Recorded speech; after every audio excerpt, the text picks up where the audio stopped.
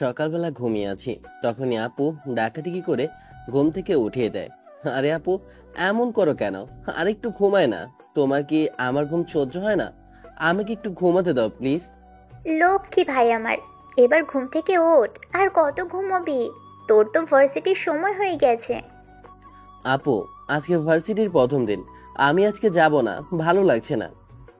এটা কি বলছিস তুই? ভাই, তুই যদি প্রথম দিনই ভার্সিটিতে না যাস তাহলে কি হবে? থুর আপু, আমি ভার্সিটিতে যাব না, আমার ভালো লাগছে না, আমি যাব না আপু। তুই আসলে বোকা রয়ে গেলি। তুই সব সময় এত বোকা কেন জানি না। তো কি হয়েছে? কথাটা বলে ঘুম থেকে উঠে এরপর আপুর উদ্দেশ্যে বলে ওঠে, আপু, আমার চশমাটা দাও তো, কোথাও খুঁজে পাচ্ছি না, চশমাটা একটু আমাকে খুঁজে দাও। ভাই, কবে যে তুই স্মার্ট হবি আমি জানি না। দেখতে দেখতে তোকে অনেক সুন্দর লাগে, কিন্তু তুই যদি সুন্দরভাবে একটু নিজেকে চেঞ্জ করিস তাহলে তোকে যে কোনো মেয়েই দেখে ক্রাশ খাবে। ক্রাশ খাওয়ার কি দরকার আপু? প্রেম টেম এগুলো বুঝি না, আর এগুলো কিভাবে করে তাও জানি না। তোকে আমার কিছু বলার নেই। আচ্ছা, যাই হোক, ঘুম থেকে উঠে নে তাড়াতাড়ি। আমি তোর জন্য নাস্তা বানাচ্ছি। আম্মু আর আব্বু তারা একটু শহরে গিয়েছে কাজের জন্য। আমি ঘুম থেকে উঠে ওয়াশরুমে গেলাম, ওয়াশরুমে গিয়ে ফ্রেশ হতে লাগলাম। এর মধ্যে আপনাদেরকে আমার পরিচয়টা দিয়ে দিই। আমি নিলয় আহমেদ, পরিবারের ছোট ছেলে। আমার বড় আপু মিম আমাকে প্রচণ্ড পরিমাণের ভালোবাসে, আমিও আপুকে অনেক ভালোবাসি। আমি এবার অনার্সে প্রথম বর্ষে অ্যাডমিশন নিয়েছি। আজকে ভার্সিটিতে যাইনি, কারণ আজকে আমার বন্ধু কি জানি একটা করবে, আমাকে বলল, তাই ওর জন্য আমি ক্লাসটা মিস করলাম। আমি তো সহজ সরল মানুষ, মানুষের যা বলে অল্পতেই বিশ্বাস করে ফেলি, এবং কি মানুষের কথা বলতে গেলে আমাকে অনেকেই বোকা বলে, কারণ আমি নাকি সবকিছুর মধ্যেই বোকামি করি। তা আমি জানি না, কিন্তু একটা জিনিস আমি বেশি পছন্দ করি না, সেটা হলো প্যাচ। আপনাদেরকে তো একটা জরুরি কথা বলতে ভুলেই গিয়েছি। ছোটবেলায় আমার মিমাপুর একটা বান্ধবী ছিল, নাম ছিল সাইমা। আপু দেখতে যেমন হেব্বি সুন্দরী, এবং কি এক কথায় বলতে গেলে সব দিক থেকেই পারফেক্ট। কেন জানি না সিনিয়র মেয়েদের প্রতি আমার একটা দুর্বলতা কাজ করে, তাই তো আমি ওনাকে প্রথম দেখায় ভালোবেসে ফেলেছিলাম। এবং কি ওনার মতো এমন সুন্দরী মেয়ে আমি আজও কাউকে দেখিনি। কিন্তু আমি বোকা মানুষ, ভালোবাসা কি বুঝি না, শুধু অনুভব করতে পারি, এসবই ভাবছিলাম আর নিজের মনে মনে হাসেছিলাম। তখনই দেখলাম আপু নিচ থেকে ডাক দিয়ে বলে ওঠে, নিলয়, এখনো তুই ওয়াশরুমে বসে আছিস? তাড়াতাড়ি নিচে আয়, আমি তোর জন্য খাবার বেড়ে রেখেছি। আমি একটু বাইরে যাব, আমার কাজ আছে। আমি আসিছি আপু। কথাটা বলে আমি আপুর কাছে যেতে লাগলাম। নিচে গিয়ে দেখি আপু নাস্তা রেডি করে নিচেও রেডি হচ্ছে। আপু, তুমি আবার কোথায় যাবে? আমি একটু শপিংয়ে যাব, আমার একটু কাজ আছে, সেজন্যই। তুই খাওয়া দাওয়া করে একটু বাইরে থেকে হেঁটে আসিস। মাথা নাড়িয়ে হ্যাঁ বললাম। এরপর আমি নাস্তাটা সেরে আমার বন্ধু রাহাতকে একটা কল দিলাম। রাহাত ফোনটা রিসিভ করে বলে ওঠে, কিরে বন্ধু, কোথায় আছিস? তোর তো দেখি আমি কোনো পাত্তাই পাচ্ছি না। এখন কি বেঁচে আছিস নাকি মরে গেছিস তা তো বুঝতে পারছি না। এখন কোথায় তুই? হারামি, মরবো কেন? আমি আসেছি, তুই এখন কোথায় আছিস সেটা বল। আমি আর আকাশ আমরা দুজন বসে আড্ডা দিচ্ছি, তুই চলে আয়। আরে হারামি, তুই বলদা নাকি? সব সময় আমাকে বলিস আমি শুধু প্রেমের দিক থেকে একটু বলদ, কিন্তু তুই তো সব দিক থেকেই বলদ, সেটাকে বলবি। আরে হারামি, আমি আবার কি করলাম যার জন্য তুই আবার আমাকে এসব বলতেছিস? তোকে জিজ্ঞেস করলাম কোথায় আছিস, তুই বললি আড্ডা দিচ্ছিস, তো তোকে এখন কি বলার আছে বল। আরে ভাই, আমরা কোথায় আছি তুই জানিস না? আমরা তো তোর টমটম দোকানে বসে আছি। এতটুকু মাথার মধ্যে তোর ঘিলো নাই? বেশি কথা বলবি না, নিজে স্পষ্টভাবে কথা বলতে পারিস না, আবার নাটক চোদাও, তাই না? আমরা ওখানে বসে আছি, এখন বেশি কথা না বলে ওখানে চলে আয়। ওখানে আমরা একটা প্ল্যান করছি। আমি নাস্তাটা সেরে এরপর উপরে যাই। উপরে গিয়ে মাথায় তেল দিয়ে আসতে বলতে গেলে আমি একটু আনস্মার্ট, কিন্তু আমার মুখটা গোলুমোলো, ফর্সা মুখে ঘন ঘন দাঁড়িয়ে আমার। ওই হারামজাদার কথা কি বলবো বল? ওই হারামি এখন দেখ মাথার মধ্যে তেল দিবে, এরপর চুলগুলো দিয়ে সোজা করে এরপর আসবে। একেবারে দেখলে মফিজের মতো লাগবে। একটু সুন্দর করে স্মার্ট ভাবে চলতে পারে না, কতবার বলবো? কি বলবো বল, ওকে তো কিছু বলার নেই, যতই বলি বোঝে না, আর আমরা দুজন ওকে কম বোঝাইনি। কিন্তু হারামি যদি না বুঝতে চায় তাহলে আমাদের দোষ কোথায়? এমনিতে আমাদের বন্ধু খুবই সহজ সরল মানুষ, ওকে কবে যে মানুষ কিভাবে ঠকিয়ে যায় আমি ওই চিন্তাই করি। পরেও কষ্ট পাবে, এমনিতেই ইমোশনাল একটা ছেলে, কষ্ট পেয়ে থাকে তখন কি হবে আল্লাহই জানে। আচ্ছা বাদ দে, তোর জন্য তো আমরা দুজন আজকে ভার্সিটিতে গেলাম না। কি একটা মিশন আছে বললি তুই, তার জন্যই বসে রইলাম। আরে আগে তো ওই হারামির জন্য একটু অপেক্ষা কর, ওই শালা আগে একটু আসুক, তারপর না হয় সবকিছু বলবো। আচ্ছা ঠিক আছে, তাহলে ও আসুক, কিন্তু একটা কথা কি জানিস? না, কি আবার? কি কথাটি বলতে চাচ্ছিস না বললে কিভাবে জানবো? আরে আমাদের বন্ধু নিলয়ের কথা বলছি, ও কিন্তু পছন্দ আছে বলতে হবে। আরে ওই যে আমি বলতে চাচ্ছি সাইমা আপুর কথা। নিলয় আমাদেরকে বলেছিল না যে সাইমা আপুকে পছন্দ করে, কিন্তু একটা কথাও বুঝতে পারে না। ও যে সাইমা আপুকে ভালোবেসে ফেলেছে সেটা বোঝে না ও। ওর কথা বাদ দে, আমার মনে হয় এমন একটা সময় আসবে তখন দেখবি নিজেকেও পরিবর্তন করে ফেলবে। এখন এসব ভেবে লাভ নেই। কিন্তু হারামি এখনো আসছে না কেন? অনেকক্ষণ তো অপেক্ষা করলাম, এখনো আসতেছে না কেন? কি করছো সেটাই তো বুঝতেছি না। রাস্তা দিয়ে হেঁটে যাচ্ছি, সামনে মেয়ে দেখলে আমি অন্য পাশ হয়ে অন্য রাস্তা ধরি, কারণ মেয়েদেরকে দেখলে আমার কেমন জানি না নিজের প্রতি লজ্জা লাগে। মাথা নিচু করে হেঁটে যাচ্ছিলাম, তখনই একটা মেয়ে আমার সামনে চলে আসে আর এসে বলে ওঠে, কি ব্যাপার, তুই এভাবে বাসা থেকে বের হলি কেন? তোর এমন অবস্থা কেন? হঠাৎ করে আমার সামনে কোথা থেকে সাইমা আপু চলে আসলো আমি নিজেও জানি না। তখন সাইমা আপু আবারও বলে ওঠে, কিরে, কথা বলছিস না কেন? মাথার মধ্যে এভাবে তেল দিয়েছিস কেন? তোকে তো এখন একবার খ্যাতের মতো লাগছে। কথাটা বলে সাইমা আপু হাসতে লাগলো। আমি তো ওর হাসির দিকে তাকিয়ে আছি, আমি যেন ওর হাসির দিকে তাকিয়ে কিসের মধ্যে হারিয়ে গেলাম, কিন্তু কিছু বুঝতেছি না এসব কি। গোলুমুলু মুখে ওকে অনেক কিউট লাগতেছে। আমার ওকে অনেক ভালো লাগে, কিন্তু ও সবসময় আনস্মার্ট ভাবেই চলে, তাই আমার কাছে খুব বিরক্ত লাগে। আমি তো সব সময় এইভাবেই চলি, কি বলবো, আমার তো এইভাবে চলতেই ভালো লাগে।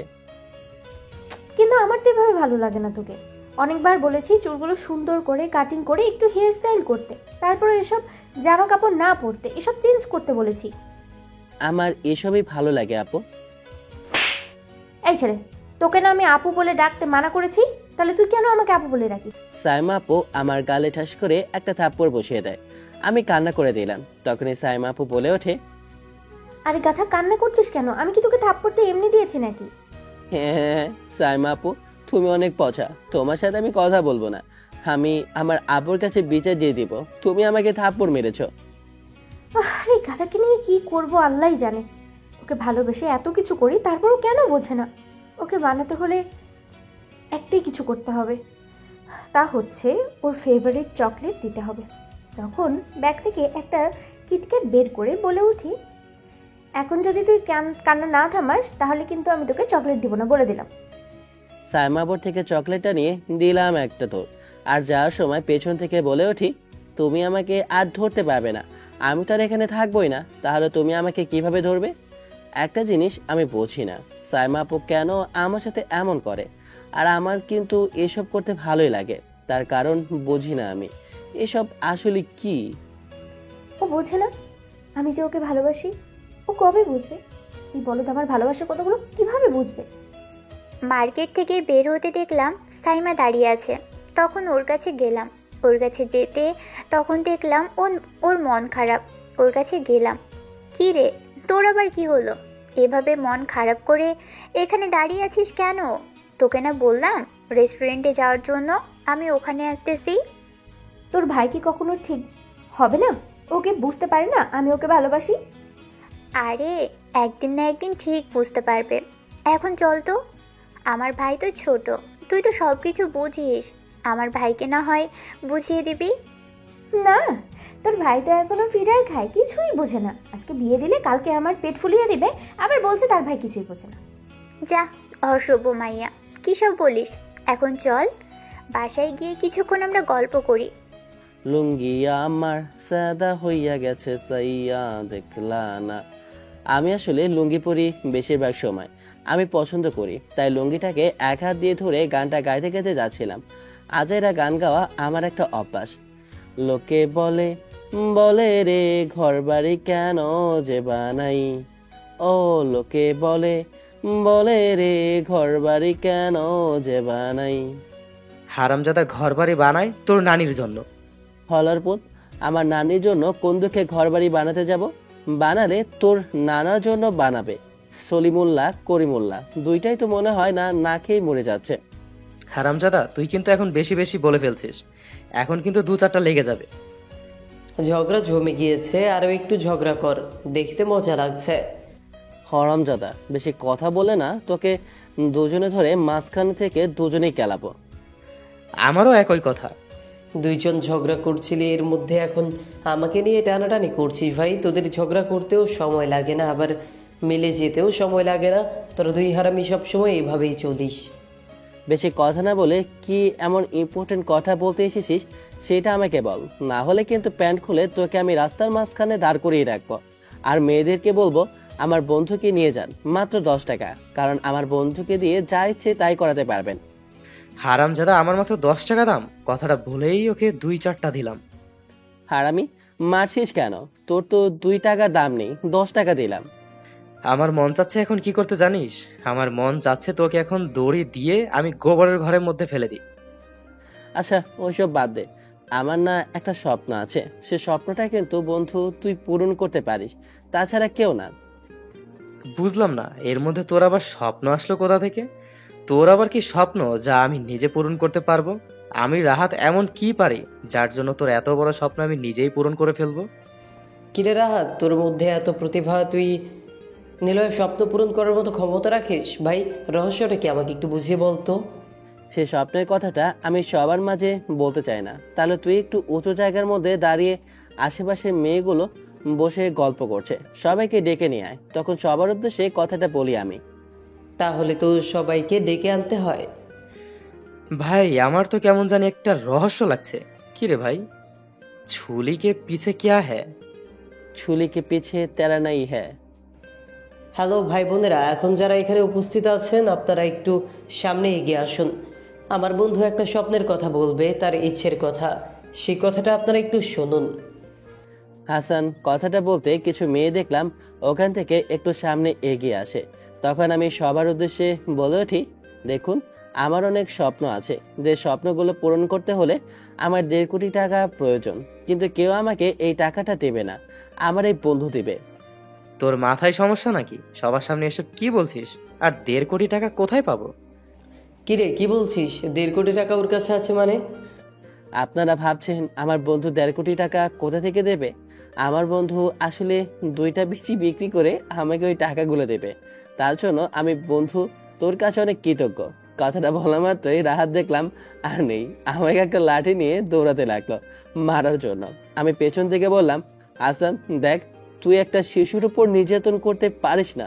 রাহাত তুই কিছু তো বল। আমি কিছু বলতে চাই না, তখন আমাকেও দৌড়াতে লাগলো। আমি পেছন থেকে বলে উঠি, কিরে ভাই আমি আবার কি করলাম? আমাকে কেন তুই মারতেছিস? হারামজাদা তুই ওকে ভালো করে জানিস ও কেমন। তুই কেন লোক জড়ো করলি ওর কথা শুনে? আর আমি তোকে আগে মারা প্রয়োজন। এভাবে সারাটা দিন আমাদের ঝগড়া পার হয়ে যায়। আসলে আমরা এমনই, তিন বন্ধু হাসি ঠাট্টা আর মজা নিয়ে আমাদের কেটে যায়। আচ্ছা এখন বল, সন্ধ্যাবেলা কি প্ল্যান আছে? আরে ভাই প্ল্যানটা হচ্ছে গিয়ে, তুই তো জানিস সাইমা আপুদের টাকা পয়সার অভাব নেই, তাই তো তার বাবা বিদেশে অনেক আম গাছ লাগিয়েছে, যা ওই আম গাছগুলো 12 মাসে ধরে। এখন কিন্তু আমাদের আমের সিজন না। আমি ওই দিন আসার সময় আমি দেখছিলাম, আর লোভ সামলাতে পারিনি, তাই ভাবলাম আমরা 3জন মিলে প্ল্যান করে আমগুলো সাফাই করব। ভাই কথাটা কিন্তু সেটা না, কথা হচ্ছে গিয়ে সাইমা আপুকে তুই তো জানিস খুবই ডেঞ্জারাস একটা মেয়ে। তার থেকে বড় কথা আমার বড় আপুর বান্ধবী, যদি একবার জানতে পারে তাহলে আমাদের কি অবস্থা হবে সেটা খেয়াল করে দেখ। কাজে কিন্তু অনেক রিস্ক আছে ভাই। ধুর শালা, রিস্ক ছাড়া কোনো কাজ হয় নাকি? তুই যাবি কিনা বল? তুই আম খেতে বেশি পছন্দ করিস, তাই স্পেশালি আমি তোকে বলছি। এমনিতে আমরা এসব চুরি অনেক করেছি, তাই আর ভয় কিসের? চল যা হবার তা পরে দেখা যাবে, আগে তো আম নিয়ে আসি, তারপর বসে বসে 3জনে মিলে খাবো। আব্বু আম্মু তারা একটু শহরে গিয়েছে কাজের জন্য। তাহলে তো ভালোই হলো, তাহলে চল মিশনে যাওয়া যাক। আমি, রাহাত, হাসান আমরা 3জনে সাইমা আপুদের বাসায় প্রবেশ করি। ওখানে ভিতরে ঢোকার পরে দেখলাম অনেক রকমের গাছ আছে। সব থেকে আমাদের পছন্দ হচ্ছে আম, তাই আমরা আম চুরি করতে এখানে এসেছি। মামা, আমার কিন্তু ভয় লাগছে, যদি ধরা পড়ে যায় তাহলে কি হবে? হারামি, চুপ কর, না হলে কিন্তু এখনই ধাক্কা মেরে তোর একবারে সাইমাপুর রুমে পাঠিয়ে দিব। আমি গাছে উঠে আম পাড়তে লাগলাম। হালকা ডালের উপর উঠিয়ে আমি আম পাড়তেছিলাম, আর নিচে দুইটা ধরতেছে। সিকিউরিটি সবাইকে ফাঁকি দিয়ে আমরা দেয়াল টপকে বাসার ভিতরে প্রবেশ করি। তখনই হলো বিপদ, কারণ সাইমা আপুরা বিদেশি কুকুর পালে, তাই ওই বিদেশি কুকুরের হাত থেকে বাঁচা সম্ভব না। জানি না কিভাবে টের পেয়ে গেল। তখনই দুই হারামি আম নিয়ে আমাকে রেখে দিল দৌড়, আর বলে ওঠে, নিলয়, যদি জীবন বাঁচাতে চাস তাহলে এখনই তুই সাইমাপুদের বাসার ভিতরে ঢুকে যা। 5 বে, না হলে ওই কুকুর যদি কামড় দেয় 17টা ইঞ্জেকশনও হবে না। হারামি দুইটা কথাটা বলে দৌড়ে পালিয়ে যায়। বিপদের মধ্যে তখনই আশেপাশে সিকিউরিটি গার্ড আসে। সবাই খুঁজতে শুরু করলো, আর কে কে বলতে শুরু করলো, কিরে ভাই, আমরা তো নিলয়কে রেখে ওখান থেকে চলে এসেছি, এখন কি হবে? আরে ভাই, ও ধরা পড়লেও সমস্যা নেই, ও তো বাঁচতে পারবে, কিন্তু আমাদের কি হবে? সিকিউরিটি তো আমাদেরকে চিনে না। ওকে তো সাইমা জানে ভালো করে, কিন্তু আমাকে তো চিনবে না সিকিউরিটি, তাই আমাদের সেফটিটা আগে বেশি প্রয়োজন। তারপরেও হারামি যদি একবার বেঁচে আসে তাহলে তো আমাদের হাড্ডি গুড্ডি সব ভেঙে ফেলবে। ভাই, এখন তুই সুন্দর করে বাসায় যা, আমি আমগুলো নিয়ে বাসায় যাচ্ছি। ওর জন্য কিছু রেখে দিব, পরে যখন আসবে ওকে দিব। সিকিউরিটিগুলো খোঁজাখুঁজি করতে শুরু করলো। আমি আস্তে করে গাছ থেকে নেমে কুকুরটা আড়াল করে পাইপের ওপরে দোতলায় উঠলাম। ওয়াশরুম থেকে গোসল করে ভেজা চুল নিয়ে তোয়ালে পরে আমি ওয়াশরুম থেকে বের হলাম। তখনই দেখলাম চিৎকার চেঁচামেচি। কি হলো? আব্বুর এখন অফিস থেকে আসলো না, বুঝলাম না হয়েছেটা কি। আমার তো ভয়ে এখনই হাঁটু কাঁপতে শুরু করেছে, আর মনে মনে ওদেরকে গালি দিতে লাগলাম। একবার শুধু এখান থেকে আমি যেতে পারি, তারপর তোদের নাম ভুলিয়ে দিয়ে আমার নিজের নাম রাখবো। তখন একটা সিকিউরিটি আমার দিকে লাইট মারবে। আমি দৌড়ে দেখলাম একটা রুম খোলা আছে। রুমটায় দৌড় দিলাম। তখনই আমার কারোর সাথে ধাক্কা লাগে, আর আমার ঠোঁট কারো ঠোঁটের সাথে মিলে যায়। আমি তাকে জড়িয়ে ধরে নিচে পড়ে যাই। হঠাৎ করে কোথা থেকে নিলয় দৌড়ে আসে আর এসে আমার গায়ের উপরে পড়ে। আমার তো তোয়ালেটা তখনও জড়ানো অবস্থায় আছে। নিলয় আমাকে শক্ত করে জড়িয়ে ধরল, আর আমার ঠোঁটটাও ঠোঁটের সাথে মিশে যায়। আমি যেন হারিয়ে যাই অজানা এক সুখের দেশে। এমন একটা কাণ্ডে আমি যেন আসমান থেকে পড়ে গেলাম। লজ্জায় আমার পুরো মুখটা লাল হয়ে যায়। আমি উঠে দাঁড়াতেই দেখলাম সাইমা আপু তো তোয়ালে জোড়ানো অবস্থায় দাঁড়িয়ে আছে। আমি কি করব? আমি ওনার পা ধরে বলে উঠলাম, বিশ্বাস করো আপু, আমার ভুল হয়ে গিয়েছে, আমি বুঝতে পারিনি, প্লিজ তুমি আমাকে ক্ষমা করে দাও। আমার পাটা ছোঁয়া মাত্রই শরীরটা শিউরে ওঠে। তখন আমি ওকে উঠিয়ে বললাম, আরে তুমি এভাবে ভয় পাচ্ছ কেন? আমি তো তোমাকে কিছু বলছি না, এটা তো শুধু একটা অ্যাক্সিডেন্ট। সাইমা আপুর এমন কথায় আমি তো ওনার দিকে অবাক হয়ে তাকিয়ে রইলাম, কারণ আমার তো লজ্জায় মুখ ওঠানোর মতো সম্ভব হচ্ছে না, আর উনি আমাকে এইসব কথা বলছে। আচ্ছা, তুমি আমাকে বলো, তুমি এখানে কি জন্য এসেছো? অবশ্যই আমার সাথে দেখা করতে, তাই না? আমি তো মনে মনেই খুশি হচ্ছি, কারণ তাহলে পিচ্চি ছেলেটা আস্তে আস্তে আমার প্রতি দুর্বল হচ্ছে। তাই তো আমাকে দেখার জন্য এখানে চলে এসেছে। এত সময় আমার প্রশ্নের উত্তর ওর মুখ থেকে যা শুনি তা শোনার পর আমার একটু রাগই হলো। আসলে আমি এখানে একটা মিশনে এসেছিলাম। মিশনে এসেছো মানে? তুমি কি আবার ডাকাতি শুরু করলে নাকি যে মিশনে এসেছো? না না না, বিষয়টা সেটা না। তাহলে বিষয়টি কি আমাকে খুলে বল। আসলে তোমাদের গাছের আম চুরি করতে আমি এসেছিলাম। গাধা কোথাকার! আর আমি কত কিছু ভেবে নিলাম। আপু, তুমি কি আমাকে কিছু বলছো? আমাকে এখন মারলা কেন? আম চুরি করতে এসেছি তাই জন্য? তার জন্য মারি নাই। তোকে বললাম না আপু বলে না ডাকতে, তাহলে তুই ডাকলি কেন? তাহলে কি বলবো? তুমি তো আমার অনেক সিনিয়র, তাহলে আমি তোমাকে কি বলে রাখবো? আমি সিনিয়র নাকি জুনিয়র তোর এত কিছু জানতে হবে না। তোর কাছ থেকে শুধু আমি এটাই চাই যে তুই আমাকে আপু বলে ডাকবি না। আচ্ছা ঠিক আছে, আপু বলবো না। আর আপনি করেও বলতে পারবি না, তুমি করে বলবে, বুঝতে পেরেছিস? আচ্ছা সেটাও বুঝলাম, কিন্তু আমার এখন খুব লজ্জা পাচ্ছে। তুমি এগুলো চেঞ্জ করে জামা পরে আসো, আমি বাইরে যাচ্ছি। তুই দাঁড়া, আমি এখনই এখানে পড়বো। এই না না না, কি বলো? ছি ছি ছি। কথাটা বলে দিলাম দৌড়। সাইমা আপুর আব্বু বেশিরভাগ সময় ব্যবসার কাজের ক্ষেত্রে বাইরে যায়। সাইমা আপুদের বাড়িটা একদম বিদেশি বাড়িদের মতো, কারণ অনেক টাকা দিয়ে বাড়ি বানিয়েছে। ছোটবেলায় শুনেছি সাইমা আপুর আম্মু মারা গিয়েছে, তা থেকে সাইমা আপু তার আম্মুকে দেখতে পায়নি। জানি না আমার কেন এই গোলমালটাকে এত ভালো লাগে, কেন বোঝে না ও। আমি নিচে বসে রইলাম। কিছুক্ষণ পর দেখলাম সাইমা আপু নিচে নামছে। আপুকে দেখে আমার মনের ভেতর কেমন জানি না একটা শব্দ করতে লাগলো। কিসের শব্দ সেটা আমি বুঝতে পারছি না। একদৃষ্টিতে তাকিয়ে রইলাম, কেমন অদ্ভুত মায়া ওনার জন্য আমার কাজ করছে। এভাবে থাকিয়ে রইলে কেন? আমি নিজেকে স্বাভাবিক করে লজ্জায় মাথাটা নিচু করে নিলাম। এরপর বলে উঠি, আমাকে একটু বের করে দাও, তাহলেই হবে। আমার খুব ভয় লাগছে তোমাদের কুকুরটাকে দেখে, তার উপর সিকিউরিটি। নিলয় এমন বাচ্চার মতো এমন কর্মকাণ্ড আমি হাসতে লাগলাম।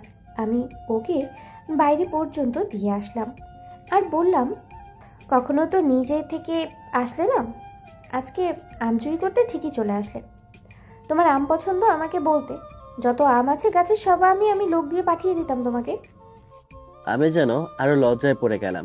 আমি সামনের বাসার দিকে যেতে লাগলাম। আমি শুধু ওর চলে যাওয়ার দিকেই তাকিয়ে রইলাম। কিছুক্ষণ পর দেখলাম ও আর নেই, মনে হয় চলে গেছে। রুমে এসে শুধু একটু আগে যা ঘটেছে তার কথাই ভাবতে লাগলাম। কিছুক্ষণ পর বাসায় আসলাম। বাসায় এসে দরজার মধ্যে শব্দ করতে লাগলাম। এমনিতে অনেক দেরি হয়ে গিয়েছে, এখন কত বকা শোনা লাগে আল্লাহ জানে। বাসার সামনে এসে কলিং বেল দিতে কিছুক্ষণ পর দরজা খুলে দেয়। দেখি আপু। তখন আপু আমার দিকে রাগে সুরে বলে ওঠে, ঘড়ি এখন কয়টা বাজে? তুই কখন বাসায় এসেছিস? এত সময় ধরে কি করছিলি? আব্বু আম্মু কখন এসে তোর জন্য চিন্তা করছিল।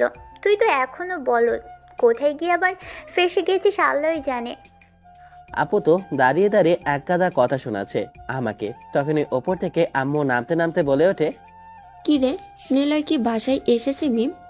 দেখ তো, আমি তো ওকে ফোনে পাচ্ছি না। সে কখন থেকে কল করে যাচ্ছি, ওর ফোন বন্ধ কেন, একটু দেখ তো। তখন আম্মু নিচে আসে। নিচে এসে আমাকে দেখে রাগী গলায় বলে ওঠে, এখন ঘড়ি কয়টা বাজে, ভালো করে চেক করে দেখ। ঘড়িতে এখন প্রায় 12:30 বাজে। কি বলবো, মাথা নিচু করে রইলাম, কারণ ছোটবেলা থেকে কারোর সাথে আমি বেয়াদবি করিনি। কি রে, চুপ করে রইলি কেন তুই? কোথায় ছিলি এত সময় ধরে? এর আগে আমি কখনো বাইরে এত সময় ধরে ছিলাম না, তাই জন্য আব্বু আম্মু অনেক চিন্তা করছিল।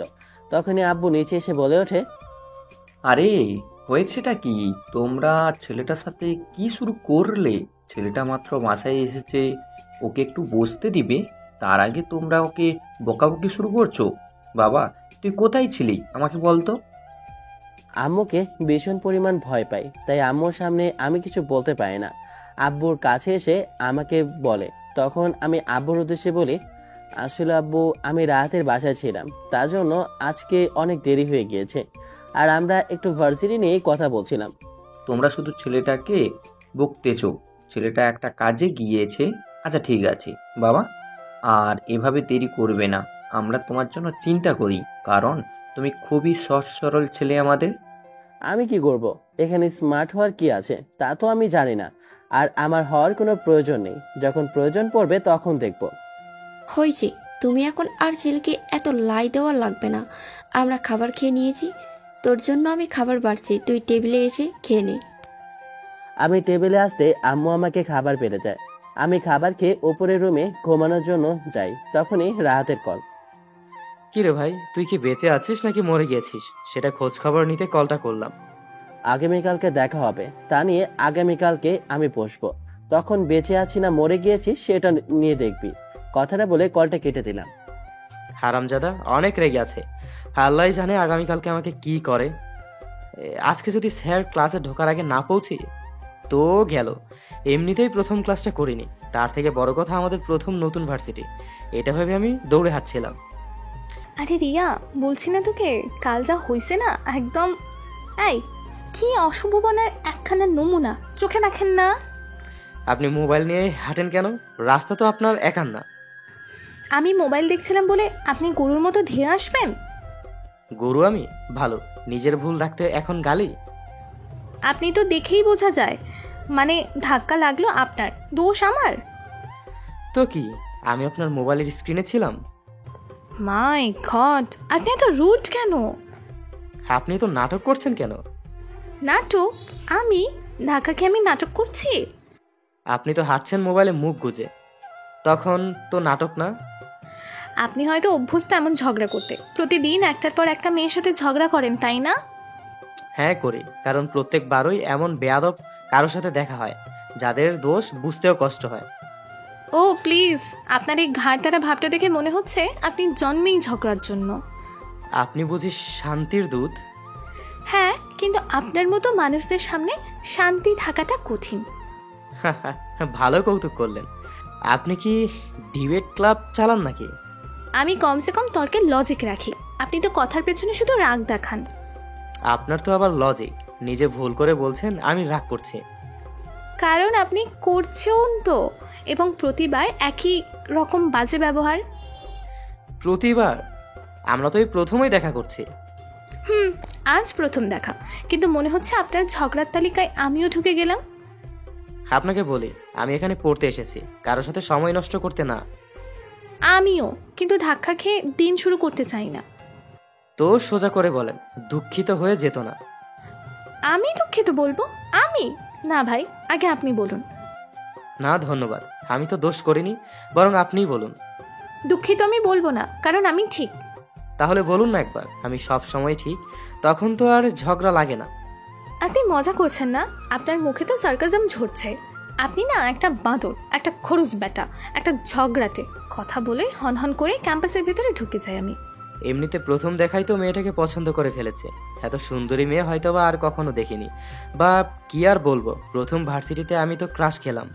ক্যাম্পাসে বসে এসব ভাবছি, ভার্সিটিতে আসার সময় কাউকে কল করিনি। জানি যদি একটিবার কল করতাম তাহলে আমার খবর ছিল, এসে আমাকে একেবারে উপরে উঠিয়ে দিত। হাসান এখনো আসছে না, আমি ক্যাম্পাসে বসে আছি। নিলয়ের কথা বললেও না আসলেই ভালো, আল্লাহ পাক যেন ওকে না আনায়, তাহলে তো আমাকে পিটিয়ে শেষ করবে হারামি। সকালবেলা ঘুম থেকে উঠে ফ্রেশ হয়ে আমি ভার্সিটি যাওয়ার উদ্দেশ্যে রওনা দিচ্ছিলাম। তখনই আপু ডাক দিয়ে বলে ওঠে, নিজে একা ভার্সিটিতে চলে যাচ্ছিস, আমাকে নিয়ে যাবি না? তোর আর আমার সেম ভার্সিটি, তুই কি ভুলে গিয়েছিস নাকি? আসলে আমি তো সত্যি ভুলে গেছি, আমার আর মিমাপুর সেম ভার্সিটি। মিমাপুদের এবার শেষ সেমিস্টার, এরপর আর কোনো সেমিস্টার নেই। উনি গ্র্যাজুয়েশন কমপ্লিট করবে। আচ্ছা, তুই এমন বোকা কেন বলতো? বাইকও ঠিকভাবে চালাতে চালাতে পারিস না। তোকে আব্বু বাইক কিনে দিয়েছে, তুই ভয়ে বাইকটাও চালাস না। তোকে অনেক কষ্ট করে আব্বু বাইক চালানো শিখিয়েছে, কিন্তু তুই এখনো পর্যন্ত বাইকটা ধরলি না।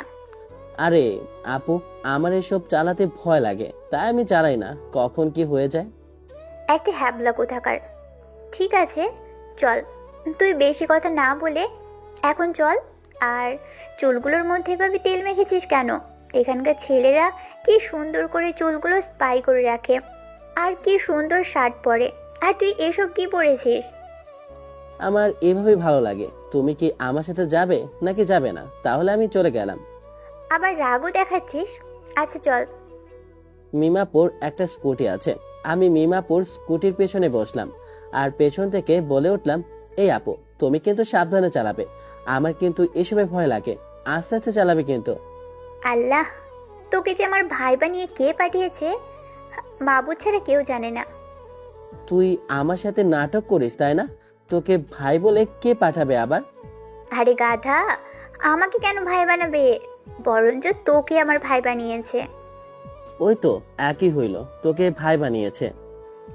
এখন কিন্তু মাথা অনেক গরম হয়ে যাচ্ছে, মাথা গরম করলে কিন্তু তোকে লাথি মেরে ফেলে দিব। আচ্ছা বাবা, সরি, আর হবে না, এবার তো সুন্দর করে চল। চুপচাপ করে বসে থাক, বেশি কথা বলবি না। বেশি কথা বললে কিন্তু তোর উপর মাইর হবে। কিছুক্ষণ পর আমি আর মিমাপু আমরা দুজনে ভার্সিটির সামনে আসি। মিমাপু তার বান্ধবীদের কাছে চলে যায়।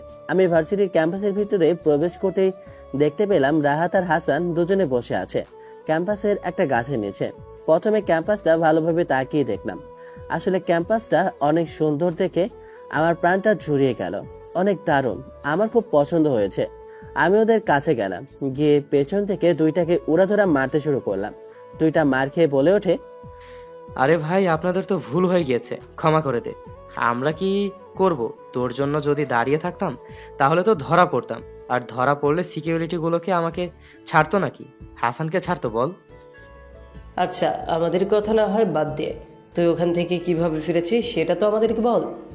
রাহাত আর হাসানকে সবকিছু খুলে বলি। তখন রাহাত হাসতে হাসতে বলে ওঠে, হেই ক্যা হুয়া, এত প্রেম হো গেয়া? অরমজাদা, তুমি আমার সাথে নাটক করো তাই না? আরে না রে ভাই। আচ্ছা তুই আমাকে একটা কথা বলতো, সাইমা আপুকে যখন তুই জড়িয়ে ধরেছিলি তখন তোর কেমন লেগেছিল? আমি তো লজ্জায় ওদেরকে মারতে শুরু করলাম। তখন আবারও বলে ওঠে হাসান, আরে বন্ধু, আমরা কিন্তু সিরিয়াস, তোকে জিজ্ঞেস করছি, বল না সত্যি করে যে কি হয়েছিল। তখন ওদেরকে সবকিছু খুলে বলি। সবকিছু শুনে তখন রাহাত বলে ওঠে, এটা কিন্তু ভাই প্রেম রোগ, তুই বুঝতে পারছিস না। বোকাশোকা মানুষ তো বুঝবে কি করে প্রেম কাকে বলে। পরি আমার প্রেমের মাস্টার এসেছে রে, সে প্রেম সম্পর্কে অনেক কিছুই বোঝে। আরে ভাই, ভার্সিটিতে আজকে একটা সুন্দরী মেয়ের সাথে আমার ঝগড়া হয়েছে। কি বলবো, হেব্বি দেখতে। আমি তো প্রথম দেখাই ক্রাশ খেয়েছি। ওর যেভাবেই হোক নাম্বারটা তো নিতেই হবে। তখন হাসান আমার উদ্দেশ্যে বলে ওঠে, আরে হারামি, আগে কাহিনীটা সবটা খুলে না বললে কিভাবে বুঝবো ঝগড়া কই থেকে শুরু হলো। তখন হাসানকে সবকিছু খুলে বলি। সবকিছু শুনে দেখলাম নিলয় তখন বলে ওঠে, তাহলে কি তুই বলতে চাচ্ছিস এটা ভালোবাসা? কিন্তু আমারও তো ওর প্রতি এমন ফিলিংস হয় রে। তাহলে তো আমি বলবো তুই ওকে ভালোবাসিস, তাছাড়া আর কিছুই না। যদি কেউ কাউকে ভালোই না বাসে তাহলে এমন ফিলিংস কখনো হতে পারে না। যাই হোক ভাই, আমাদেরকে ট্রিট দিবি? অবশেষে আমাদের নিলয় বন্ধু একটা সিনিয়র মেয়ের প্রেমে পড়েছে। তখনই দেখলাম মিমাপু সহ তার বান্ধবী সাইমাও যাচ্ছে। আমি সাইমার দিকে তাকিয়ে রইলাম। আজকে ওকে সুন্দর লাগছিল। আমি যেন আজকে অন্য নয়নে ওর দিকে তাকিয়ে আছি একদৃষ্টিতে। ওহো নিলয়। বন্ধু প্রেমে পড়েছে, আমার প্রেমে পড়েছে। অচেনা এক নারী আমার বন্ধুর মন কেড়েছে। ওরা দুজন আমাকে নিয়ে মস্কারি করতে লাগলো। তখনই দেখলাম আমাদের দিকে একটা ছেলে তাকিয়ে আছে। ছেলেটাকে দেখে মনে হচ্ছে ভার্সিটির বড় ভাই। তখন ছেলেটা আমাদেরকে ডাক দেয়। ওর পাশে আরো 2-4টা ছেলে আছে। আমি, রাহাত আর হাসান, আমরা 3 জন ছেলেটার কাছে যাই। তখন ছেলেটা আমাদের কাছে বলে ওঠে, কি ভার্সিটি মনে হচ্ছে নতুন? জি ভাইয়া, আমরা ভার্সিটিতে নতুন এসেছি। তাহলে তো তোদের সাথে একটু মজা করতে হয়। তুই আবার আমার জিনিসের উপর নজর দিয়েছিস। ছেলেটার কথা কিছুই বুঝলাম না। তার জিনিসের উপর নজর দিয়েছে মানে? তার আবার কি জিনিস? ভাই, আমার নজর তো খারাপ না। আপনার পেট খারাপ হবে না। আমি তো দেখিনি আপনি কিছু খেয়েছেন কিনা। চুপ বলদা কোথাকার, তোকে দেখে মনে হয় একটা বলদ খ্যাত কোথাকার। এখানে তোকে কে আসতে বলেছে? তোদের মতো এমন বলদকে কে অ্যাডমিশন দেয় আমি বুঝি না। ছেলেটার অপমানে আমি মাথা নিচু করে রইলাম। আশেপাশে মেয়েরা হাসাহাসি শুরু করলো। নিলয়কে অপমান করছে আকাশ, কিন্তু কোনো প্রতিবাদ করছে না। তাই ওর প্রতি প্রচণ্ড পরিমাণে আমার রাগ হলো। ও কি এভাবে বলদ থেকেই যাবে? তাহলে ওর সাথে আমি কিভাবে সারাটা জীবন কাটাবো? চুপ করে দাঁড়িয়ে আছে, কোনো কথা বলছে না, কোনো উত্তর দিতে পারছে না। আসলে আমার ভাই এমন কেন জানি না। তুই পারিস আমার ভাইকে ঠিকভাবে ঠিক করে নিয়ে আসতে। কিন্তু কিভাবে আমি তোর ভাইকে ঠিকভাবে আনতে পারবো? তোর ভাই তো আমার সাথে ঠিকমতো কথাই বলতে চায় না। ও তো বোঝেই না আমার ফিলিংস, আমি ওকে যে কত ভালোবাসি। আমি জানি আমার ভাই তোকে সেই ছোটবেলা থেকেই পছন্দ করে, কিন্তু ও বোঝে না এই পছন্দ যে ভালোবাসা। তুই এই ভালোবাসায় ওকে পরিবর্তনের সাহায্য করবি। তুই ওকে ইগনোর করবি, ওকে জেলাস ফিল করাবি। তাহলে দেখবি সব ঠিক হয়ে যাবে। এই বলদা, কান ধরে উঠবাস কর। এই ছেলে, তুই নিজেকে কি ভাবিস? আমার বন্ধু কিছু বলতে পারে না, তার জন্য তুই ওকে যা ইচ্ছে তাই বলবি? আমার বন্ধুকে আর বাজে কোনো কথা বললে তোর মুখ টেনে আমি কুত্তাকে খাওয়াবো। কই রে, তোরা দেখ তো, তোরা দেখ, ওর চামচা এসেছে আমার সামনে কথা বলতে। এই ভার্সিটির না আমার কথাই চলে, আমি যা বলবো তাই হবে। বেশি টেপে করলে না তোকে কিন্তু একেবারে এখানে মেরে রেখে দিব। প্লিজ ভাইয়া, ওর কথায় কিছু মনে করবেন না। ও রাগের বসে বলেছে, আমি কান ধরছি। ঠিক তখনই দেখলাম সাইমা আপু আকাশের হাত ধরে বলে ওঠে, আর আকাশ, ওদেরকে ছেড়ে দাও। ওটা আমার বান্ধবীর ছোট ভাই, একটু বলদ টাইপের, ওর কথা বাদ দাও। আমাকে হঠাৎ করে সাইমা হাত দুইটা ধরে কথাটা বলল। আমি তো চাঁদে উঠতেছি। ভাই তুই যা, তোকে মাফ করে দিলাম, এখন থেকে তুই আমার ছোট ভাই। সাইমা যখনই আকাশের হাত ধরে তখন আমার মনের ভিতর কেমন জানি না হিংসে হতে শুরু করলো। কেমন জানি না কি করব, আমার যেন মাথা কাজ করতেছে না। আমার যেন রাগটা নিমিষেই বেড়ে যাচ্ছে। আমাদের ক্লাসের সময় হয়ে গেছে, চলো ক্লাসে যাই। আমি যেন একদৃষ্টিতে তাকিয়ে রইলাম সাইমার দিকে। হাত ধরে ক্লাসের দিকে যাচ্ছে। আমার তো শরীরটা রাগে পুরোটা ফুলে গিয়েছে। তখনই রাহাত আমার কাছে আসে, রাহাতকে একটা ধাক্কা দিলাম। রাহাত 3 হাত দূরে গিয়ে পড়ে এবং পড়ে গিয়ে বলে ওঠে, বুঝলাম না হঠাৎ করে নিলয়ের গায়ে এত শক্তি কোথা থেকে আসলো। আমি তো আগে কখনো অনুভব করতে পারিনি যে ওর গায়ে এত শক্তি আছে। ও আমার মতো 5টাকে কবও করতে পারবে। তখন ওর কাছে এসে বলে উঠি, কি রে তোর হলোটা কি? এভাবে রেগে আছিস কেন? আমাকে তো জোরে ধাক্কা দিলি, আমি তো অনেক ব্যথা পেলাম। আমি তখন নিজেকে স্বাভাবিক করি। এরপর ওর উদ্দেশ্যে বলে উঠি, জানি না রে, আমি সাইমাকে এমন অবস্থায় দেখে নিজেকে কন্ট্রোল করতে পারলাম না। তার মানে তুই তো তাহলে ওকে সত্যিকারের ভালোবেসে ফেলেছিস। এটা কি সত্যি? তাহলে আমি এখন কি করব? ভাই সময় থাকতে তুই ওকে প্রপোজ করে দে, আমি বলি আগামীকালকে। তুই ঠিক বলেছিস। আমার যেন বুকটা ব্যথা করছে আর সহ্য হচ্ছে না। তখনই ক্লাসের সময় হয়ে যায়। আমরা 3 জন ক্লাসের ভিতরে প্রবেশ করি। আমরা ক্লাসের ভিতরে বসতে তখন দেখলাম ম্যাডাম প্রবেশ করছে, আর তার সাথেই দেখলাম ওই সময় ঝগড়া করা মেয়েটা। তখন মেয়েটাকে পরিচয় করিয়ে দেয় ম্যাডাম। তার মানে মেয়েটা ম্যাডামের মেয়ে, আর ওর নাম হচ্ছে নেহা। নেহা তখন আমাদের উল্টো পাশে বসলো। আমি ওর দিকে তাকিয়ে আছি, তখনই নেহা আমার দিকে তাকায়। এই খাটাস পোলাটা আমার আমার সাথে একই ক্লাসে। অবশ্য দেখতে খারাপ না, কিন্তু ওর কথাগুলো একেবারে ঝগড়াটে, শয়তান পোলা একটা। আমি নেহার দিকে চোখ টিপ দিলাম। তখন নেহার রাগী চোখে আমার দিকে চোখ বড় করে তাকে ইশারায় বলে, একেবারে চোখ তুলে নিয়ে কিন্তু আমি ফুটবল খেলবো। আমি কিন্তু ফুটবল ভালো খেলতে পারি। এরপর আমরা ক্লাস শেষ করে বাসায় চলে আসি। স্টোর রুম থেকে নাম্বারটা ম্যানেজ করি নেহা। এরপর আমি বাসায় এসে ভাবছি মেয়েটাকে একটা কল করব। যা ভাবা তাই কাজ। কল করতে ধরলো না। 2-3 বার করার পর ফোন রিসিভ করে বলে ওঠে, এই যে আপনার কি সমস্যা? এত কল করছেন কেন? আমি এখন পড়তে বসেছি আর আপনি কল করে ডিস্টার্ব করছেন। আর আমি তো আপনাকে জানি না, শুনি না, আপনি এতগুলো কল করেছেন কেন? কেন অচেনা নাম্বার হলে কি করা যায় না? কেন?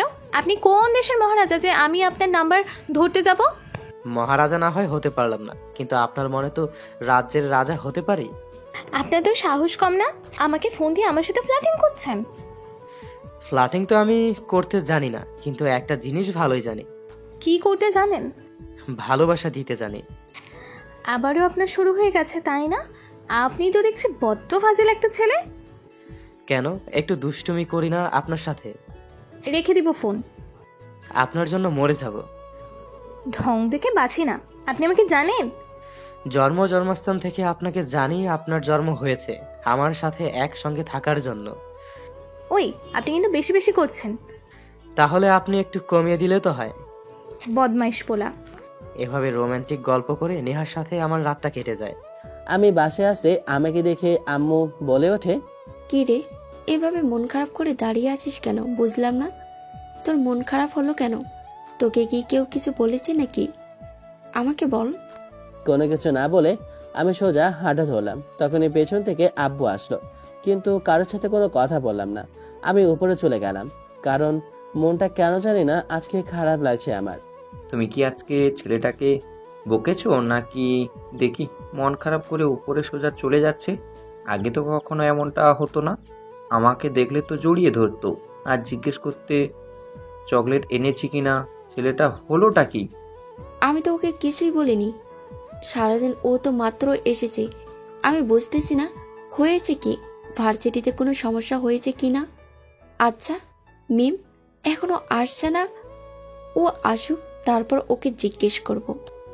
সাইমা ও বাকি বান্ধবীদের বিদায় জানিয়ে আমি ওখান থেকে সোজা বাসায় চলে আসি।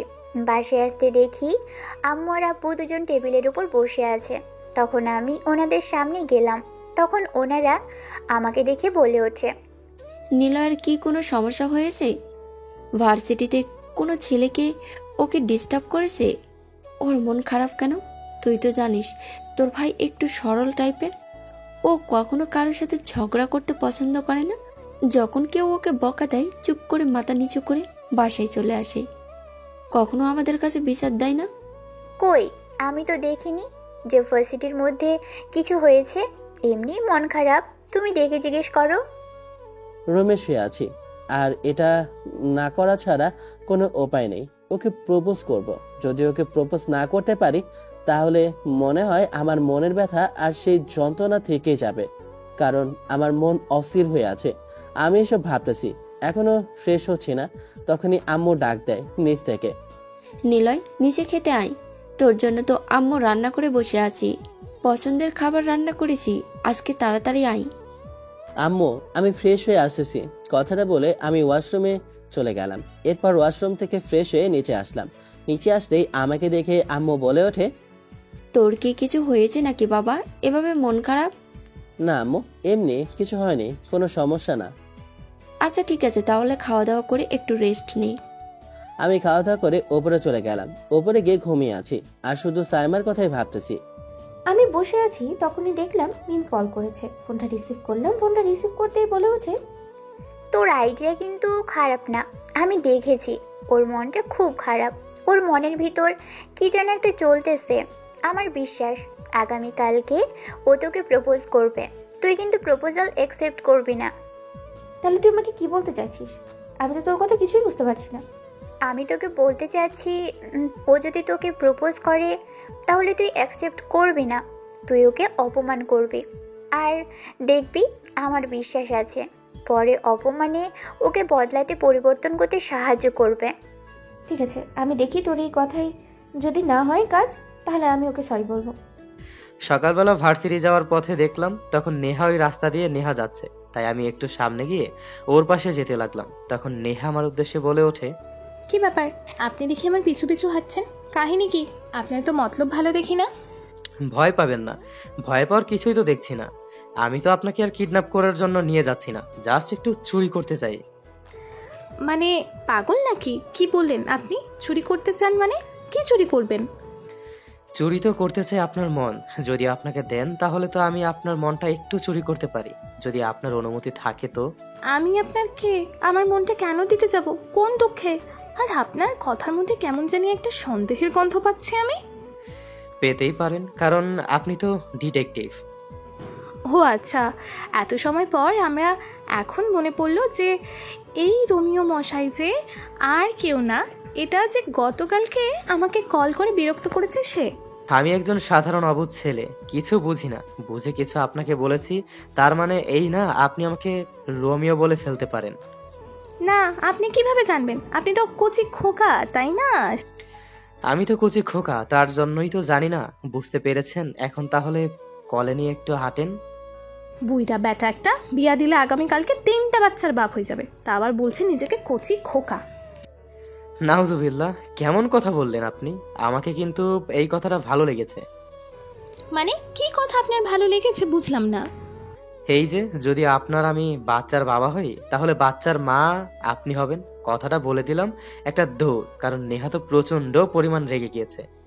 শালা বাঁদর কোথাকার, এখন পাই তখন দেখাবো নি তোরে। সারা রাত ঘুমাতে পারিনি। সকালে ঘুম থেকে উঠে আগে আমি গোসল করে এরপর মাথার মধ্যে তেল দিয়ে চুলগুলো সুন্দর করে সামনে রেখে এরপর আমার চোখে সানগ্লাসটা পরে নেই। আমি বেশিরভাগ 1.5 ইঞ্চি সানগ্লাস বা 1.8 সানগ্লাস বা চশমা বলা যায় এটা পরি।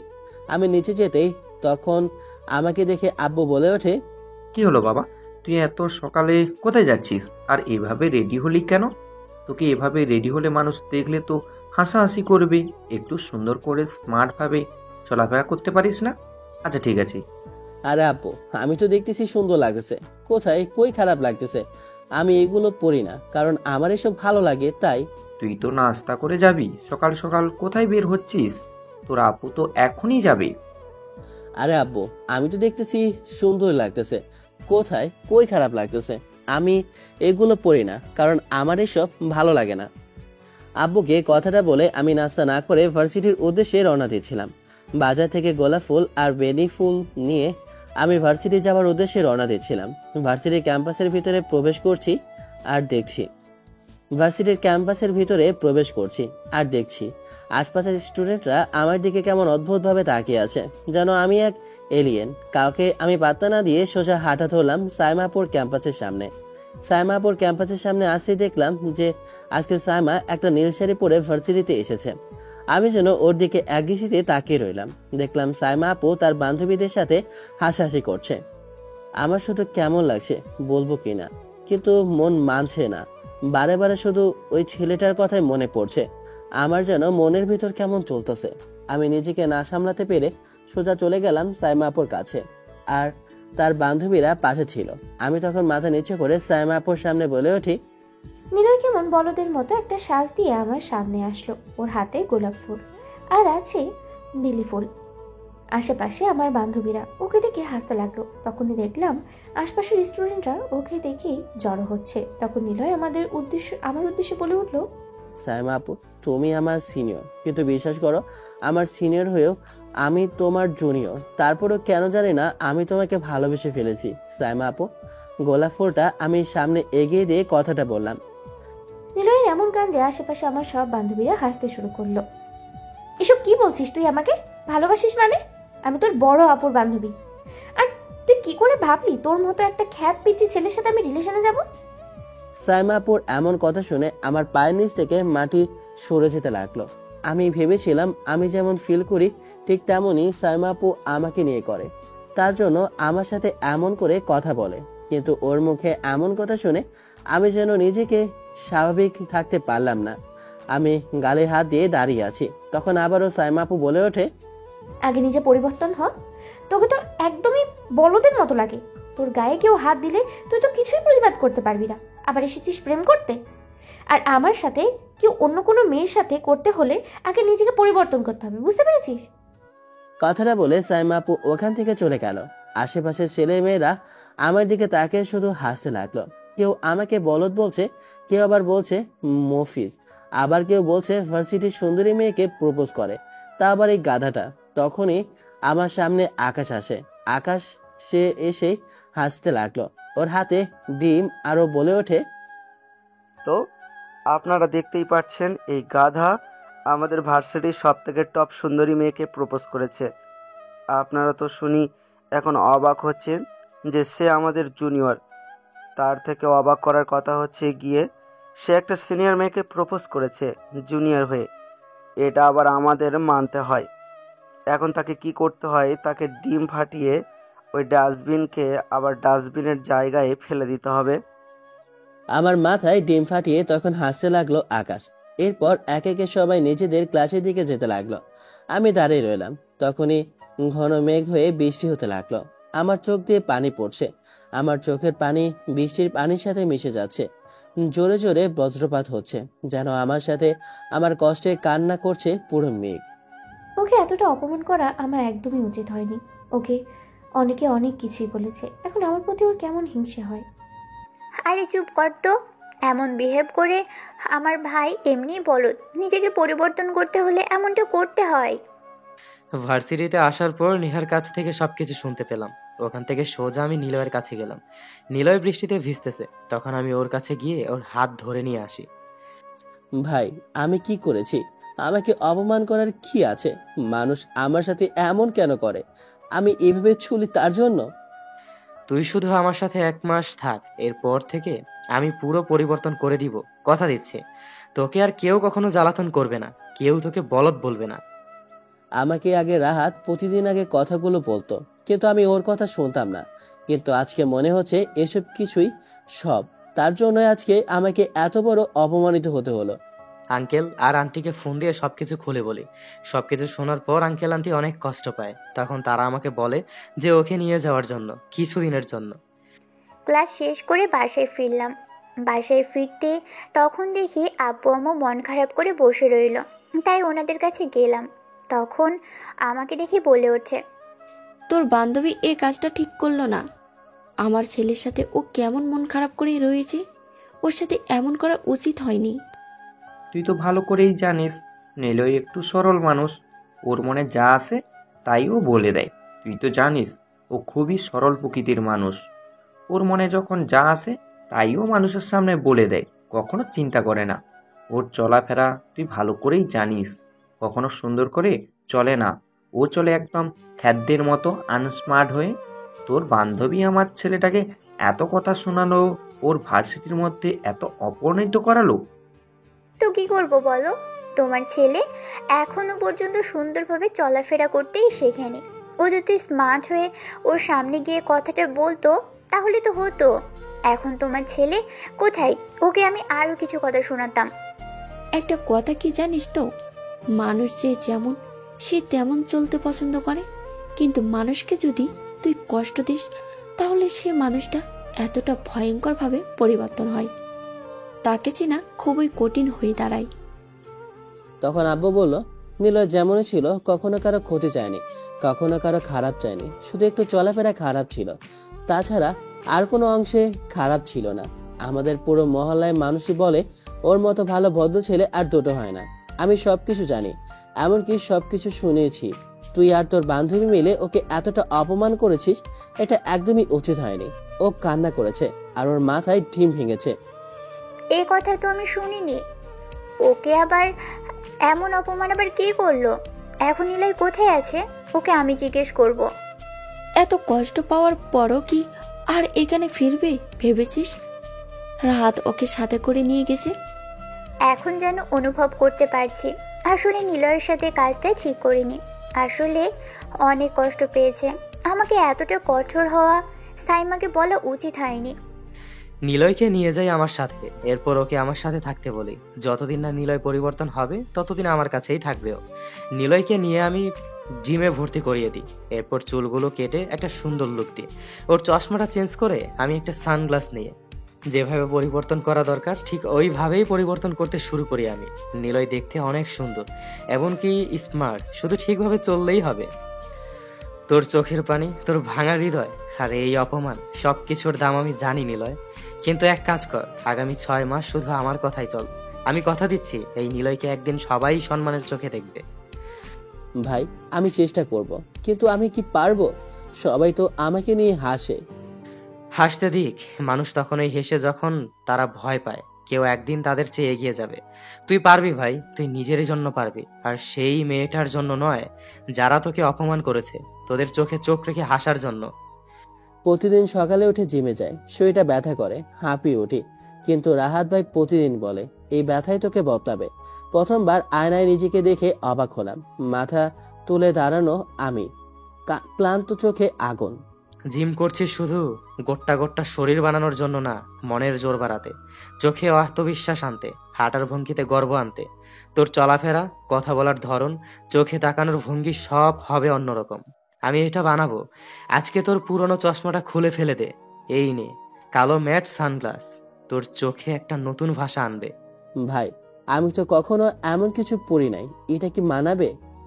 আয়নার সামনে দাঁড়া, এখন নিজেকে দেখ। এই তুই একজন স্টাইলিশ কনফিডেন্ট মানুষ, কেউ বলবে না তুই মফিজ। এইটা হচ্ছে স্টাইল ট্রেন্ডিং ক্লাস। তোর চলাফেরা, বসার ধরন, হাত নেড়ে চেড়ে কথা বলা, সবকিছু এখন থেকে হবে না, এখন থেকে হবে না কন্ট্রোলে। তুই যখন হাঁটবি সবাই ফিরে তাকাবে, তোর চোখ থাকবে না হতাশা, থাকবে লক্ষ্যের আগুন। ভাই, এখন আর আগের মতো লাগে না। আমি যখন ক্লাসে ঢুকি মেয়েরা তাকায়। একজন তো বলল, এই নতুন ছেলেটা কে রে? আমার হাসি পেল, কারণ আমি জানি আমি তো নতুন কেউ না, আমি সেই পুরনো নিলয়, শুধু নিজেকে নতুন করে চিনেছি। রাহাত এখন আমাকে স্পোকেন ইংলিশ পাবলিক স্পিকিং শেখাচ্ছে। একটা সেমিনারে নিজের চিন্তায় পড়লাম, সবাই হাততালি দিল। একসময় কথা বলতে ভয় পেতাম, এখন আমি সামনে গিয়ে দাঁড়াতে ভয় পাই না। তুই এখন শুধু একজন ভালো মানুষ না, তুই একজন ইন্সপিরেশন। তোর মধ্যে যে আগুন ছিল আমি শুধু সেটাতে আগুন জ্বালিয়ে দিয়েছি। আয়নার সামনে দাঁড়িয়ে আজ আয়নায় আমি নিজেকে নতুন ভাবে দেখি। নতুন চুলে নতুন কাট, গায়ে ফিটেস্ট শার্ট, চোখে গ্লো। আমি কি সেই ছেলে যে 6 মাস আগে বৃষ্টিতে ভিজে কাঁদছিল? না, আমি এখন শক্ত, আমি এখন আত্মবিশ্বাসী, আমি এখন নিলয়। আজ প্রায় 6 মাস পর বাসায় যাই। আব্বা আম্মু দেখে তো আমাকে অবাক, কেউ আমাকে চিনতেই পারছে না। মিমাপু ভার্সিটিতে চলে গিয়েছে। আমি রুমে গিয়ে আমার সবকিছু নিয়ে ভার্সিটি যাব বলে আব্বু আম্মুকে বাড়ি জানিয়ে হাঁটা ধরলাম। আমি কখনো কল্পনাও করতে পারিনি আমাদের ছেলে এতটা পরিবর্তন হয়ে যাবে। এখন তো আমার ছেলেকে মনে হচ্ছে কোনো সিনেমার নায়ক। এখন তো আমার ছেলেকে যে কেউ দেখে বলবে যে মনে হয় কোন মডেল এসেছে তাদের ভার্সিটিতে। আমি ভার্সিটিতে যেতেই তখনই দেখলাম আশেপাশে সবাই আমার দিকে তাকিয়ে আছে। কেউ আমাকে চিনতে পারছে না, শুধু হা করে তাকিয়ে রইল। মেয়েরা আমার দিকে যেভাবে তাকাচ্ছে মনে হচ্ছে তারা ক্রাশ খেয়ে বসে আছে। ওই ছেলেটা কে রে? নতুন কেউ? ওইটা নিলয় না? ও মাই গড, কি হ্যান্ডসাম লাগতেছে। বাহ, আগের নিলয় আর এই নিলয়ের মধ্যে আকাশ পাতাল ফারাক। কি পরিবর্তন। এই যে ছেলেটা হেঁটে আসছে, এ কি সেই নিলয় যে আমাকে প্রপোজ করেছিল ফুল দিয়ে? আমি যেন এক দৃষ্টিতে ওর দিকে তাকিয়ে আছি। আমার চোখ ফেরার মতো লাগছে না, যেন আমি একটা তামিল সিনেমার নায়ক সামনে দিয়ে আসছে তাকিয়ে দেখছি। তুই কি বলছিস? এই যে পুরো মডেল লাগছে, এত স্মার্ট। এ কি নিলয়? আজ আমি কারো ভালোবাসা পাওয়ার জন্য না, নিজেকে ভালোবাসার জন্য তৈরি হয়েছে। আমাকে যদি কেউ পছন্দ করে ভালো, আর না করলে তাতেও কিছু আসা যায় না। আমি জানি আমি কে। তখনই দেখলাম রাহাত আর হাসান দুজনে ক্যাম্পাসে বসে আছে। তখন আমার উদ্দেশ্যে রাহাত বলে ওঠে, এই নিলয়, এখন সে শুধু স্মার্ট না, সে হয়েছে শক্ত। আমি বলেছিলাম মানুষ যখন হার মানে তখন ভেঙে পড়ে, আর কেউ কেউ নিজেকে আবার গড়ে তোলে। ভাই তুই না থাকলে আমি আজ এখানে পৌঁছে পারতাম না। তুই শুধু আমার রূপ বদলাসনি, তুই আমার জীবন বদলে দিয়েছিস। তুই নিজের ভিতরে আগুন ছিলি, আমি শুধু আগুনটা জ্বালিয়ে দিয়েছি। তুই এখন যা হয়েছিস তোর পরিশ্রমের সফল। রিপিট, তোর পরিশ্রমের ফসল, তোর নিজের সাহসের গল্প। আমি এখন দেখিয়ে দেব সাইমাকে আমি কি করতে পারি। আর ও আমাকে অপমান করেছে। ভার্সিটিতে আসার সময় বাইকটা নিয়ে এসেছিলাম, বাইকটা এক প্রান্তে রেখেছি। অনেকেই দেখলাম বাইকটার আশেপাশে দেখছে, কারণ আব্বু আমাকে অনেক দামি বাইকই কিনে দিয়েছে। তখনই দেখলাম আমাদের সামনে আকাশ হেঁটে যাচ্ছে। আমাকে দেখে ও বলে ওঠে, এই তামিল সিনেমার নায়কদের সাথে কে রে? ওকে তো আগেই ভার্সিটিতে দেখিনি। কথাটা বলেই রাহাতের সামনে এগিয়ে যায়। আরে তুমি ওদের সাথে থেকো না, আমার সাথে চলে আসো। ওদের সাথে থাকলে তুমি তো একেবারে বরবাদ হয়ে যাবে। আকাশ এক মুহূর্তের জন্য আমাকে চিনতে পারলো না। তখনই সানগ্লাসটা খুলে ভালোভাবে ওর দিকে তাকিয়ে দেখি ওর চোখ সানা ভরা হয়ে যায়। হ্যাঁ খ্যাত তুই, তুই এমন অবস্থায় আমি তো বিশ্বাস করতে পারছি না। বস্টার, তুই কাকে খ্যাত বলছিস? তুই আমার গায়ে হাত তুললি। কথাটা বলে আমার ছেলেদেরকে ডাক দিলাম। তখন দেখলাম ওর কয়েকটা বন্ধু আসে। আশপাশের ভার্সিটির স্টুডেন্টরাও জড়ো হয়ে এটা দেখতে লাগলো। ওরা এখন নিলয়কে কমজোর মনে করছে। নিলয় এখন ওদের মতো 10টাকে সামলানোর মতো ক্ষমতা রাখে। ওরা আমার কাছে চলে আসতে ওদেরকে ভালোভাবে আমি ধোলাই করি। এরপর রাহাতকে বলিয়ে ডিম আনার জন্য, এরপর ওদের সব কিছু খুলে ওদের গায়ে আমি ডিম মাখাতে লাগলাম। আশেপাশের স্টুডেন্টরা এসব দেখে হাসতে লাগলো আর হাততালি দিতে লাগলো, কারণ আকাশ প্রতিনিয়ত মানুষের সাথে র্যাকিং করে। তোকে যদি এই ভার্সিটিতে দ্বিতীয়বার এসব করতে দেখি তাহলে কিন্তু তোর প্যান্ট খুলে আমি মাঝ রাস্তায় ঝুলিয়ে রাখবো। এখন সব মেয়েরা নিলয়ের প্রতি ইমপ্রেস। তখন দেখলাম সাইমা আমার কাছে আসবে। তখন আমি রাহাতকে বললাম, ফালতু মানুষের সাথে কথা বলার টাইম নেই, চল তো। এসব বলদ মানুষের মুখ দেখলে বমি হয় আমার, রাভিশ। কথাটা সাইমাকে বলে ক্লাসে চলে গেলাম। আমি যেন কখনো আশাই করিনি ওর মুখ থেকে এমন কথা শুনতে পাবো। কতটা কষ্ট পেলে একটা মানুষ এমন পরিবর্তন হয়ে যেতে পারে। কিন্তু আমি তো ওর সাথে অভিনয় করেছি শুধু পরিবর্তন করার জন্য, কিন্তু এতটা তো হতে বলিনি। আমার যেন চোখ দিয়ে পানি পড়তেছে, তাই আমি ওখান থেকে দৌড়ে বাসায় চলে আসি। আমি যেন এখন নিজের ভাইকে নিজেই চিনতে পারছি না। আমার ভাই এতটা পরিবর্তন হয়ে গিয়েছে যে আমি নিজের বোন হয়েও আমাকেও তেমন পাত্তা দেয় না। ক্লাস শেষ করে আমি বাসায় চলে আসি। বাসায় আসতে আমাকে দেখে আম্মু বলে ওঠে, বাবা, পরিবর্তন হয়ে গিয়েছিস, কিন্তু এতটা হওয়া তোর উচিত হয়নি। তুই এভাবে মানুষের সাথে ব্যবহার করতে পারিস না। বুঝতে পেরেছি কথাটা অবশ্যই মিম বলেছে। ওর বান্ধবীকে আমি কথাটা বলেছিলাম তাই। দেখো আম্মু, আমি যার সাথে ইচ্ছে তার সাথে কথা বলবো, আর আমার সামনে কেউ এসে কিছু বলতে যাবে আমি এটা শুনতে পারবো না। আর সে যেই হোক না কেন, এসব আমি পাত্তা দেই না। আচ্ছা ঠিক আছে, আমি খাবার বেড়ে দিচ্ছি, খেয়ে নে। রেস্টুরেন্ট থেকে খেয়ে এসেছি, আমি খাবো না। কথাটা বলে আমি উপরে চলে যাই।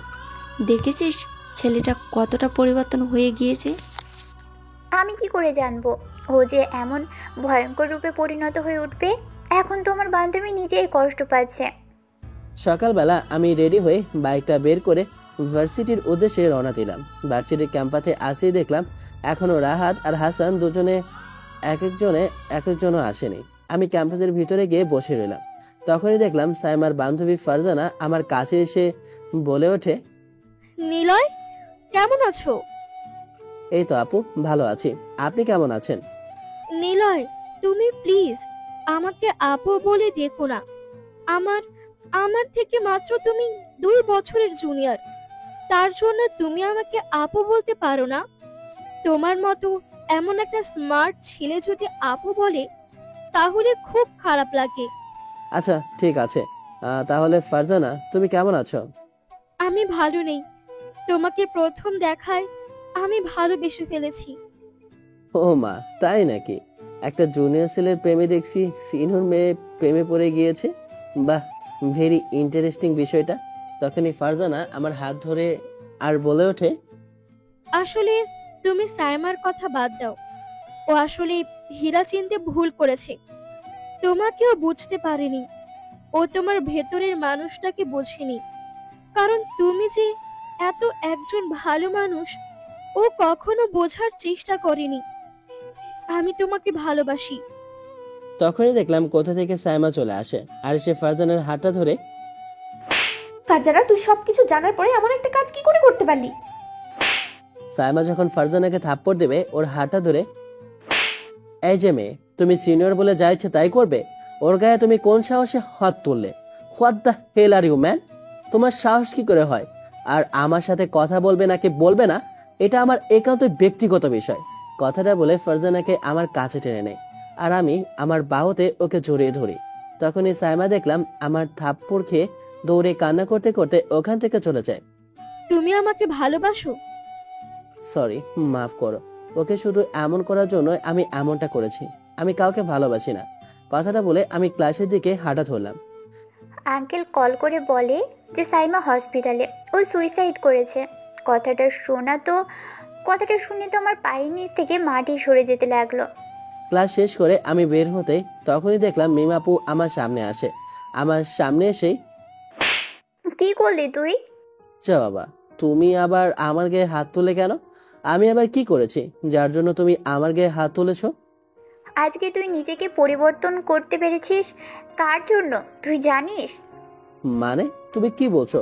তোমার কোনো কথাই তো আমি বুঝতেছি না, আমার মাথার ভিতর ঢুকতেছে না। তখনই দেখলাম রাহাত পাশে এসে বলে ওঠে, হ্যাঁ বন্ধু, আমাকে একটু আগে মিম আপু সবকিছু খুলে বলে। আসলে তোর এমনটা ঠিক হয়নি, আমি জানতাম না, না হলে তোকে সবকিছুই খুলে বলতাম। আরে ভাই, আগে তো আমাকে সবকিছু খুলে বলবে, হয়েছেটা কি? নিলয়কে সব কিছু খুলে বলে। সব কিছু শোনার পর তখন তার মানে এত কিছু অভিনয় ছিল আমার জন্য? আমি জানতে পারলাম না ও আমাকে এতটা ভালোবাসে, আর আমি না জেনে ওকে এতটা কষ্ট দিলাম। ওর গায়ে আমি হাত তুললাম না বুঝেই। সাইমা সুইসাইড করেছে, ও এখন হসপিটালে আছে। কথাটা শোনা মাত্রই আমার বুকটা চিনচিন করে ব্যথা করতে লাগলো। আমি আর দাঁড়িয়ে থাকতে পারলাম না। এক মুহূর্তের জন্য আমি দৌড়ে চলে গেলাম হসপিটালে। হসপিটালের সামনে এসে আমি কান্না করতে লাগলাম। তখন এসে বলে ওঠে, ভাই তুই নিজেকে সামলা। দেখ, সাইমাপুর কিছু হবে না, ওর কিছু হবে না। তুই ওকে সত্যিই ভালোবাসিস। তোর ভালোবাসা যদি সত্যি হয় তাহলে সাইমাপুর জ্ঞান ফিরবে। আমি কান্না করছি আর আমার হাত দুটো ধরে সাইমা আপুর আব্বু কান্না করতে লাগলো আর বলতে লাগলো তার মেয়ে আমাকে অনেক বেশি ভালোবাসে, তার জন্য এমনটা করেছে।